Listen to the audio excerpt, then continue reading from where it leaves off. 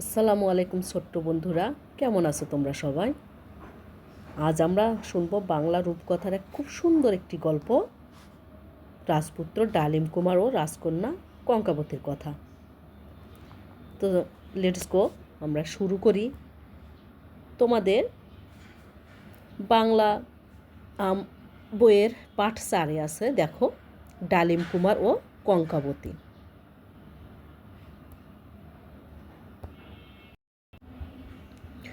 তো গল্পটা আমরা পড়ব। ডালিম কুমার ও কঙ্কাবতী। এক ছিল রাজপুত্র।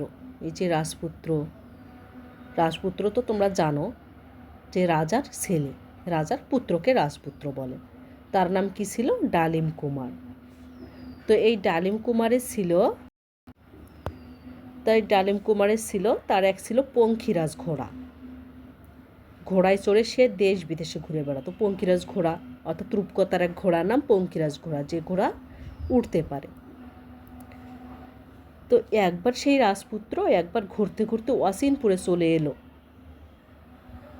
তো রাজপুত্র সে অনেক ক্লান্ত বোধ করলো, সে গাছের ছায়ায় ঘুমিয়ে পড়ল। তো ওই গাছে থাকতো ব্যঙ্গামা আর ব্যঙ্গমী।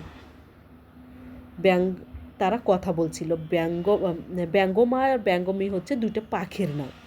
তারা পরস্পর কথা বলছিল। কি কথা বলছিল দেখি। ব্যঙ্গমা বলছিল, রাজকন্যা কঙ্কাবতীর কি হয়েছে জানো? আর এখানে ব্যঙ্গমী কি বলছে, কি হয়েছে? এই কথোপকথন শুনে কি হলো, ডালিম কুমারের ঘুম ভেঙে গেল। তো রাক্ষসপুরী অনেক দূরে, 7 সাগর 13 নদীর ওপরে।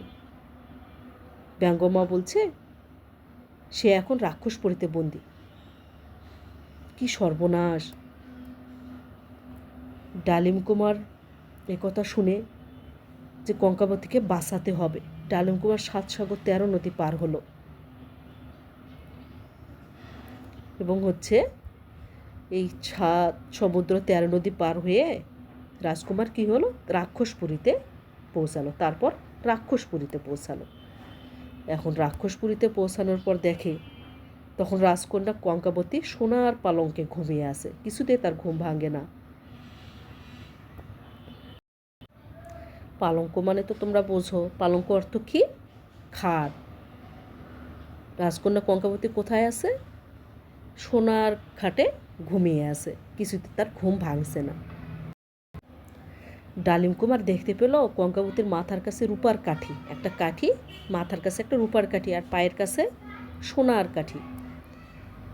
তখন ডালিম কুমার মাথার কাছে সোনার কাঠি নিয়ে এলো আর পায়ের কাছে নিয়ে এলো রূপার কাঠি, মানে অদল বদল করলো। পায়ের কাঠিটা দিল মাথার কাছে এবং মাথার কাঠিটা পায়ের কাছে।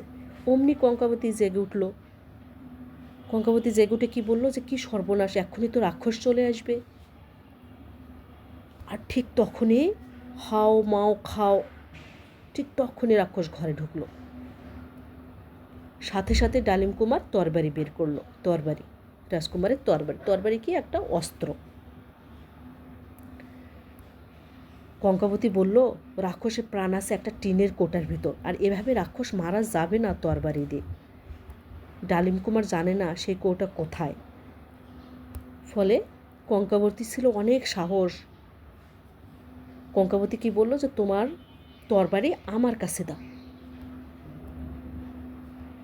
কঙ্কাবতী কী করলো, সে তখন পালঙ্কের নিচ থেকে একটা কৌটা বের করলো, একটা কন্টেনার কৌটা বের করলো।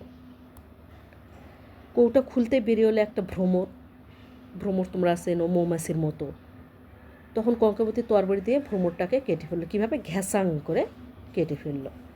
তারপর কি হলো, তারপর ডালিম কুমার ও কঙ্কাবতী বেরিয়ে হলো রাক্ষসপুরী থেকে। অর্থাৎ এভাবেই ডালিম কুমার কঙ্কাবতীকে উদ্ধার করলো। ছোট্ট বন্ধুরা দেখো, এখানে কয়েকটা শব্দ রয়েছে, যে শব্দগুলো যুক্তবর্ণ রয়েছে, তোমরা এগুলো বিশেষভাবে লক্ষ্য করবে। যেমন দেখো, কঙ্কাবতী, কঙ্কাবতী বানানে ও সংযুক্ত ক। এটা যদি আমরা যুক্তবর্ণ ভাঙ্গি তাহলে কি হবে? ও যোগ ক। আবার পঙ্খিরাজে দেখো, ও সংযুক্ত খ। এটা যদি আমরা ভাঙ্গি, ও যোগ খ। তাই না? আবার ক্লান্ততে দেখো ক ল সংযুক্ত, তাহলে ক যোগ ল।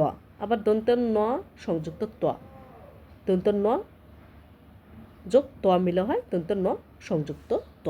আবার ব্যঙ্গমাতে আছে ও গ, ও যোগ গ। এই যুক্ত বর্ণগুলো তোমরা লক্ষ্য করবে। ওকে ছোট্ট বন্ধুরা, দেখো তোমাদের জন্য দুইটা কুইজ নিয়ে এসেছি। প্রশ্ন 1, ডালিম কুমার কে ছিলেন, কৃষক না রাজপুত্র? তোমরা তো অবশ্যই পারো। আবার রাজকন্যার নাম কী ছিল, নীলপরী না কঙ্কাবতী? নিশ্চয়ই তোমরা জানো এই গল্পটা শোনার পর।